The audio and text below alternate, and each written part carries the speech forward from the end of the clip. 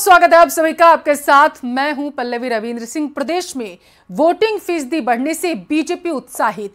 BJP को उम्मीद है कि पिछले चुनाव की तुलना में बढ़ा वोटिंग परसेंटेज उसे आसानी से सत्ता दिला देगा। कांग्रेस भी सरकार रिपीट होने का दावा कर रही। अब ऐसे में सभी को इंतजार 3 दिसंबर का। हालांकि कई सीटों पर मुकाबला बड़ा टाइट।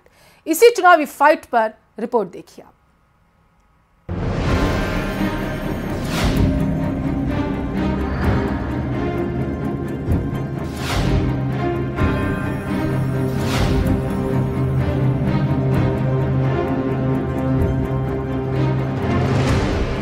3 दिसंबर, इस तारीख का इंतजार सियासी दलों को बेचैन कर रहा। हर तरफ से जीत का शोर सुनाई दे रहा। कांग्रेस से लेकर बीजेपी तक प्रचंड जीत का दावा कर रहे हैं। दोनों दलों के नेता प्रत्याशियों और पदाधिकारियों से फीडबैक भी ले रहे हैं। सीटों का आकलन किया जा रहा है और इसी आकलन के आधार पर अपनी अपनी जीत का दावा किया जा रहा है। रेगिस्तान में हुई प्रचंड वोटिंग को सभी दल अपने पक्ष में बता रहे हैं। देखिए, मैं यही कह सकता हूं कि प्रचंड बहुमत के साथ भारतीय जनता पार्टी की सरकार बन रही है। हम लोग जो असेसमेंट कर रहे हैं, असेसमेंट में बहुत अधिक सीटें आ रही है। नतीजे आने दीजिए, लेकिन इतना जरूर है प्रचंड बहुमत से भारतीय जनता पार्टी की सरकार बन रही है। लेकिन आपने 5 साल जो पाप किया है, उस पाप की सजा लोगों ने उस ईवीएम पर कमल का बटन दबाकर निकाली है। विश्वास जताया है भारतीय जनता पार्टी के ऊपर, विश्वास जताया है डबल इंजन की मोदी सरकार के ऊपर, और यही विश्वास है कि मतदान का प्रतिशत भी बढ़ा और भाजपा को अभूतपूर्व समर्थन, स्नेह और आशीर्वाद भी दिया। सीएम अशोक गहलोत ने भी जीत का दम भरा। गहलोत को उम्मीद है कि उनके काम के दम पर वो चुनाव जीत रहे। कोई एंटी इनकम्बेंसी नहीं है। जनता ने फिर भी उनकी परवाह नहीं करी। इसके लिए मैं जनता को साधुवाद देता हूँ, बधाई देता हूँ, धन्यवाद देता हूँ। उनके भड़काने में नहीं आए, ये बहुत बड़ी उपलब्धि मानता हूँ कि जो हमारी अप्रोच थी सरकार की, जो हमारी स्कीमें थी, जो हमारे कानून बनाए हम लोगों ने, जो हमने गारंटी दी और जो माहौल बनाया विकास का, तो विकास का मॉडल बन गया राजस्थान के अंदर। उस कारण से उन्होंने परवाह नहीं करी इन नेताओं की। वरना अगर परवाह करते तो चुनाव तनाव में होते। आगे क्या होता, दंगे कम होते, नहीं होते, तनाव होता, घटनाएं छुटमुट होती, मैं नहीं कह सकता, पर कुछ नहीं हुआ, शांति से निपट गए चुनाव। मैं बधाई देना चाहूँगा पब्लिक को और उम्मीद करता हूँ कि स्पष्ट बहुमत कांग्रेस को मिलेगा। हालांकि सभी नेता नंबर गेम से बच रहे। प्रचंड बहुमत का दावा करने वाले नेता सीटों की संख्या को लेकर खामोश हैं। कई सीटों पर मामला बड़ा टाइट। चित्तौड़गढ़, किशनपोल, हवा महल, तिजारा, पोकरण, लक्ष्मणगढ़ और नाथद्वारा सीट पर कुछ नहीं कहा जा सकता। राजनीति संभावनाओं का खेल है, कुछ भी चल सकता है, और नतीजा कुल मिला के नतीजा जहाँ आना चाहिए वहीं आएगा। मतलब जीत जारी रहेगी, निश्चित तौर पर जीत जारी रहेगी। ऐसे में सभी को इंतजार 3 दिसंबर का है, क्योंकि सांसें सभी की अटकी हुई हैं। लेकिन दोनों ही मुख्य राजनीतिक दल अपने अपने हिसाब से कैलकुलेशन भी कर रहे हैं। अब देखना होगा कि मरधुरा की जनता किसे ताज पहनाएगी। सौरभ गृहस्थी, न्यूज़ 18, राजस्थान। मतदान के बाद राज्यवर्धन सिंह राठौर का बड़ा बयान सामने आया, जिसमें उन्होंने फर्जी मतदान की आशंका जताई, जिसको कांग्रेस ने सिरे से नकार दिया। प्रदेश महासचिव आरसी चौधरी ने कहा है कि बीजेपी चुनाव हार रही है, इसलिए बौखलाहट में अब फर्जी वोटर आईडी के मामले उछाले जा रहे हैं।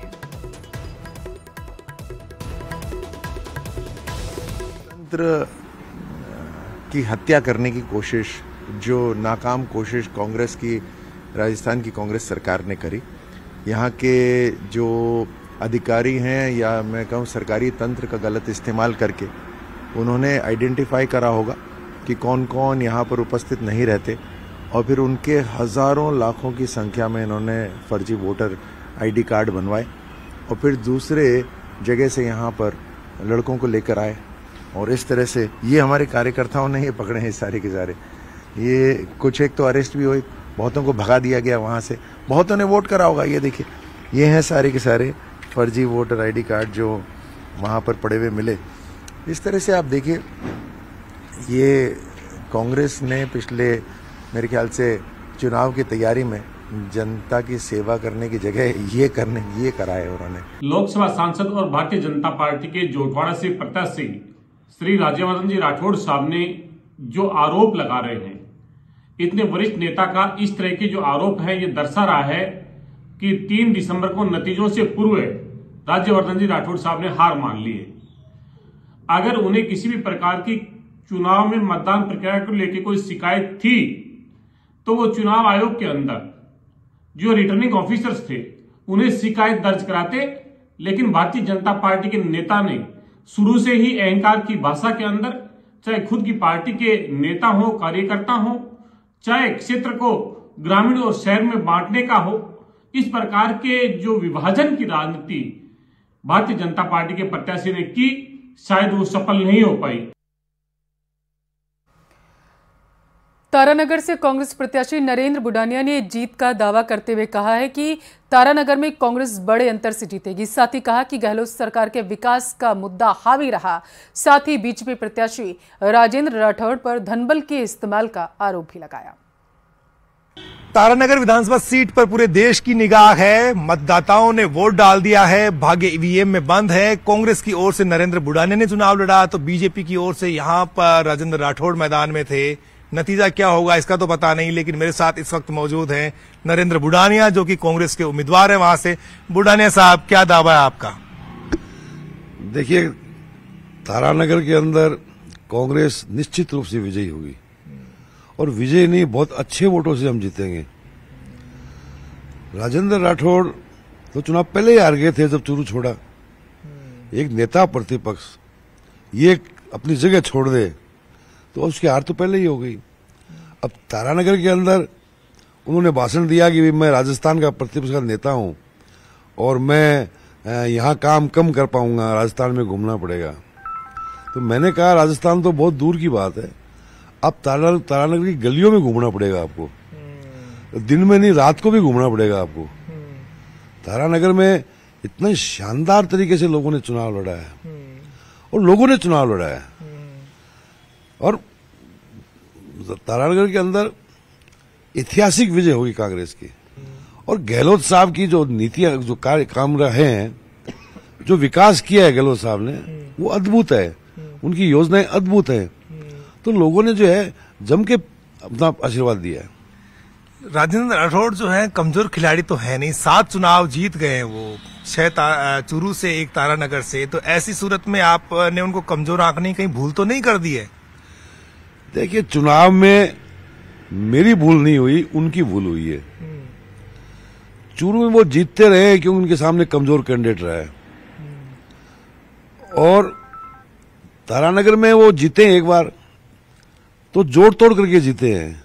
किसी को निर्दलीय खड़ा कर दिया, किसी को कुछ खड़ा कर दिया और इस बार तो कुछ निर्दलीय खड़ा नहीं हुआ इनके सामने। सारे के सारे लोगों ने जो है अपना पर्चा विड्रॉ कर लिया। तो लोगों ने बड़ा समझदारी से चुनाव लड़ा है ये। और राठौड़ साहब की भूल थी, उन्होंने कबूल की है बात कि मुझे कार्यकर्ताओं ने फंसा दिया यहां पर। ये थे नरेंद्र बुडानिया जो कि कांग्रेस प्रत्याशी हैं, तारानगर से दावा कर रहे हैं कि वो बड़े अंतर से जीतेंगे और राजस्थान में भी कांग्रेस की सरकार बनेगी। कैमरा पर्सन नवीन के साथ बाबूलाल धायल, न्यूज 18 जयपुर। इस बार का राजस्थान विधानसभा चुनाव बेहद ही रोमांचक हो रहा है, जिसका असर मतदान फीसदी पर भी नजर आया। 2018 के मुकाबले इस बार मतदान फीसदी में 0.73% का इजाफा हुआ और सबसे अच्छी बात यह रही है कि इस बार के चुनाव में आधी आबादी की भागीदारी पुरुषों के मुकाबले ज्यादा रही है।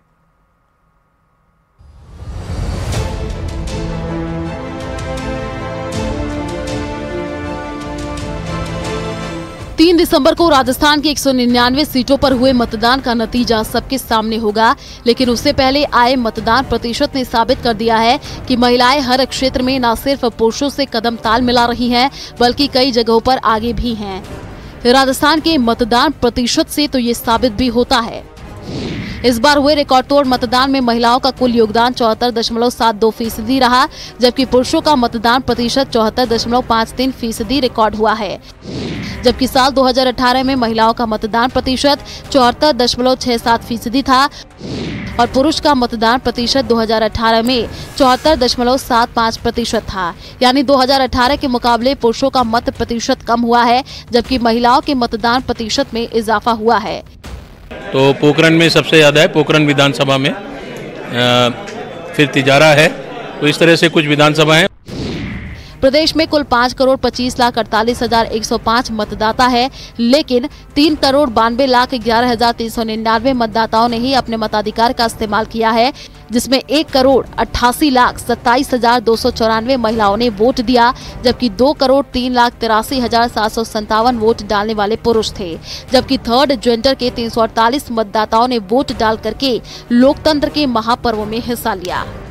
देखिए, जो नए मतदाता थे उन्होंने बढ़ चढ़कर हिस्सा लिया है। 18 से 19 साल के जो 23 लाख मतदाता थे, और आपने देखा होगा कि सुबह से सेल्फी पॉइंट जो लगाए थे, हमने सर्टिफिकेट्स भी दिए थे पहली बार मतदाता को।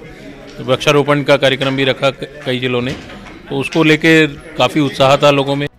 हालांकि कुछ ऐसी सीटें भी थी जहां महिलाओं की भागीदारी थोड़ी कम थी, जैसे जोधपुर में सिर्फ 62.97% महिलाओं ने वोट दिया। वहीं टोडाभीम में 63.22% महिलाओं ने मतदान किया। इसके अलावा बामनवास विधानसभा क्षेत्र में मात्र 63.63% महिलाओं ने वोट डाला।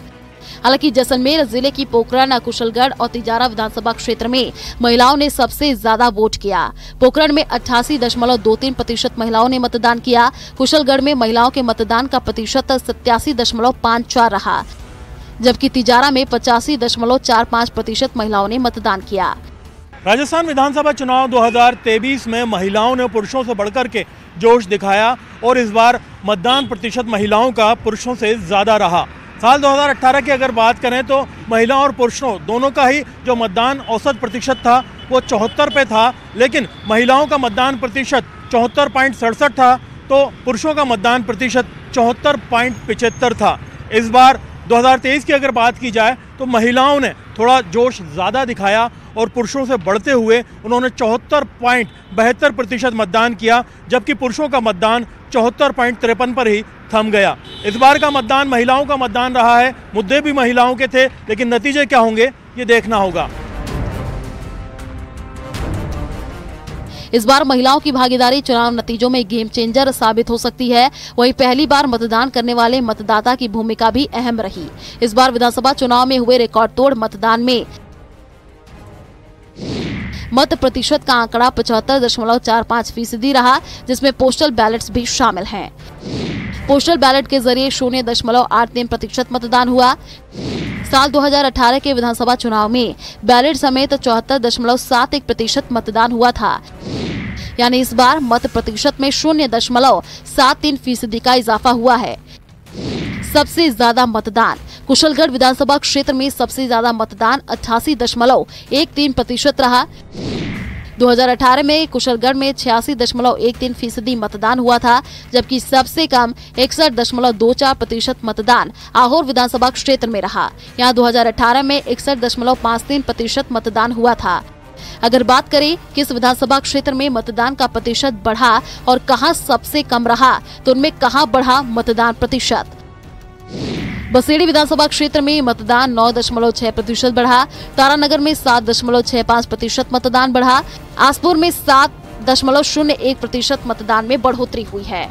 अगर मतदान प्रतिशत घटने की बात करें तो मतदान में गिरावट फलौदी में सबसे ज्यादा 7.15% रही। हिंडौन में मतदान प्रतिशत में गिरावट 6.10% रही और जैसलमेर में मतदान में गिरावट 4.79% दर्ज की गई है।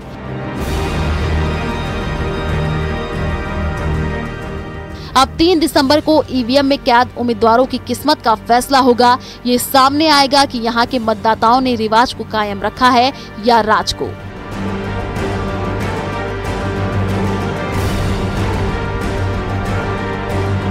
उम्मीद की जानी चाहिए कि प्रदेश के अंदर मतदाताओं को जागरूक करने की ये जो मुहिम थी, इसके नतीजे भी सुखद आए और इसी तरीके से प्रदेश का मतदाता और भी जागरूक होता रहे। कैमरा पर्सन दिलीप चेची के साथ में अरबाज अहमद, न्यूज़ 18 के लिए जयपुर से। और बड़ी खबर आप तक पहुंचाएंगे जो धौलपुर से आ रही है। 2 गुटों में पथराव और फायरिंग की खबर का दिन होगा। वैसे तो जयपुर जिले में इस बार रिकॉर्ड वोटिंग हुई है, कई सीटों पर कांटे का मुकाबला है। हालांकि चुनाव के नतीजे तय करेंगे कि कौन किस पर भारी रहा, लेकिन नतीजों से पहले कुछ संभावनाएं भी आकी जा रही। देखिए संभावनाओं में कौन किस पर भारी।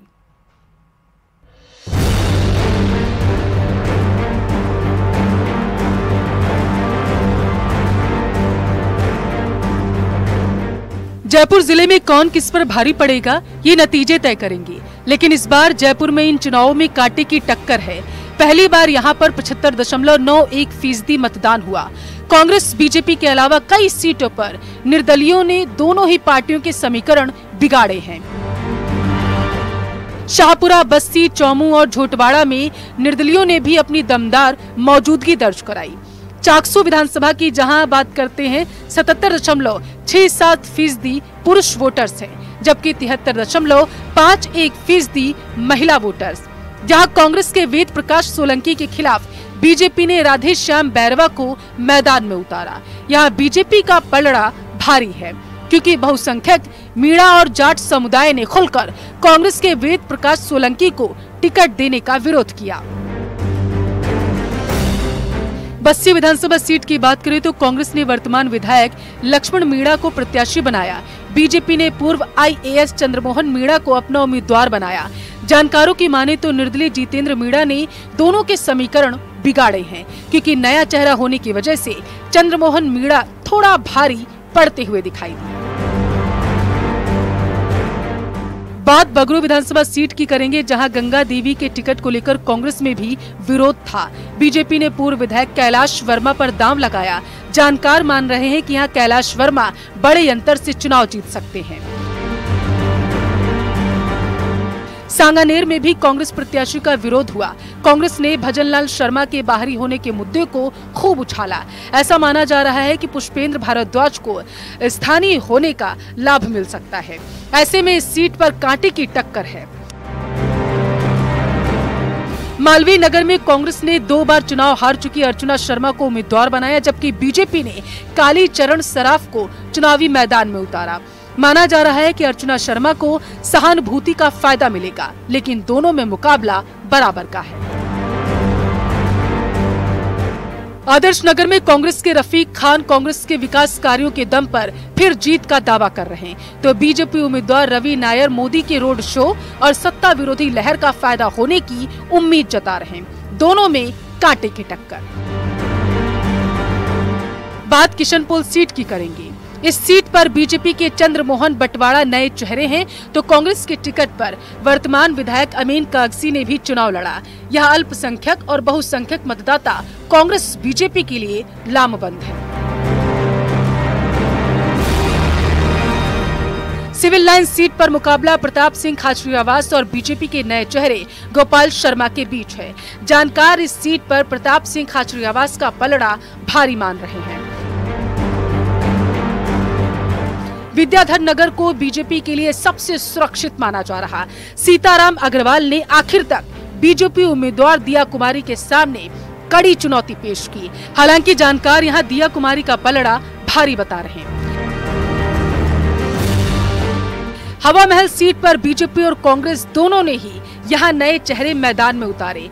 RR तिवारी सादगी उनकी ताकत बनकर सामने आई, तो हिंदुत्व के मुद्दे पर बाल मुकुंद आचार्य ने भी बहुसंख्यक वोटर्स को अपने पक्ष में करने की कोशिश की है। आमेर सीट पर बीजेपी प्रत्याशी सतीश पुनिया के सामने कांग्रेस के प्रशांत सहदेव शर्मा ने कड़ी चुनौती पेश की। पुनिया को बहुसंख्यक वोटर्स का साथ मिला। बड़ा चेहरा होने के कारण पुनिया का पलड़ा थोड़ा मजबूत है। मुकाबला दोनों के बीच कांटे का। झोटवाड़ा की बात करेंगे। राजवर्धन सिंह राठौर के सामने कांग्रेस ने अभिषेक चौधरी को मैदान में उतारा। निर्दलीय आशु सिंह सुरपुरा ने भी दमदारी मौजूदगी दर्ज कराई है। दुदू में सत्ता विरोधी लहर के कारण बाबूलाल नागर की परेशानी बढ़ सकती है। बीजेपी के प्रेमचंद बैरवा ने नागर के सामने कड़ी चुनौती पेश की। यहां भाजपा के प्रेमचंद बैरवा का पलड़ा भारी है। फुलेरा की बात करेंगे। 3 बार लगातार विधायक रहने के कारण इस बार निर्मल कुमावत के सामने कांग्रेस के विद्याधर चौधरी भारी पड़ते दिखाई दे रहे हैं। चौमू की बात करेंगे। कांग्रेस ने पहली बार यहां पर जाट समुदाय की डॉक्टर शिखा मील बराला को टिकट दिया। बीजेपी के रामलाल शर्मा को शिखा मील ने कड़ी चुनौती दी। आरएलपी के छुट्टन यादव को मिलने वाले वोट ही कांग्रेस बीजेपी की जीत की दिशा तय करेंगे। दोनों के बीच कांटे का मुकाबला। शाहपुरा में बीजेपी के उपेन यादव यहां कोई प्रभाव नहीं छोड़ पाए। कांग्रेस के मनीष यादव निर्दलीय आलोक बेनीवाल के बीच कांटे की टक्कर। पलड़ा मनीष यादव का भारी माना जा रहा है। विराटनगर 73.87%, 77.96%। आजाद समाज पार्टी की टिकट पर पूर्व विधायक रामचंद्र सराधना के मैदान में उतरने से कांग्रेस प्रत्याशी इंद्राज गुर्जर के समीकरण बिगड़ गए हैं। यहां बीजेपी के कुलदीप धनखड़ का पलड़ा भारी माना जा रहा है। कोटपुतली में कांग्रेस के राजेंद्र यादव और बीजेपी के हंसराज पटेल में कांटे की टक्कर। हालांकि जानकार मान रहे हैं कि निर्दलीय मुकेश गोयल ने दोनों ही उम्मीदवारों के समीकरण बिगाड़े हैं। यहां कांग्रेस का पलड़ा थोड़ा मजबूत माना जा रहा है। बाबूलाल धायल, न्यूज़ 18, जयपुर।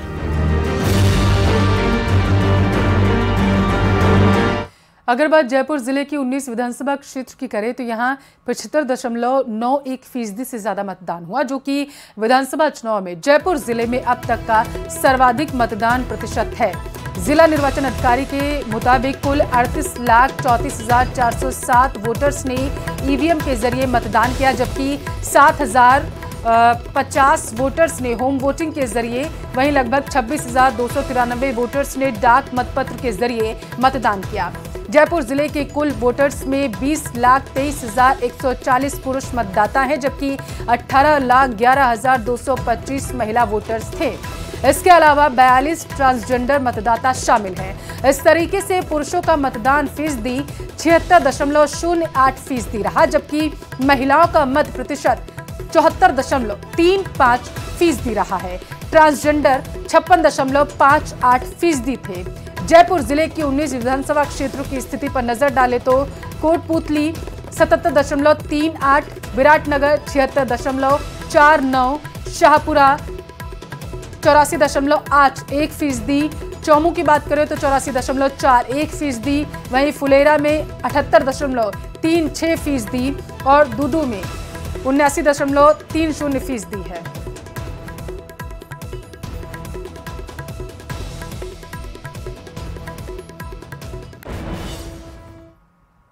और चलिए यहाँ रुकेंगे एक छोटे से ब्रेक के लिए, जल्द हाजिर होंगे।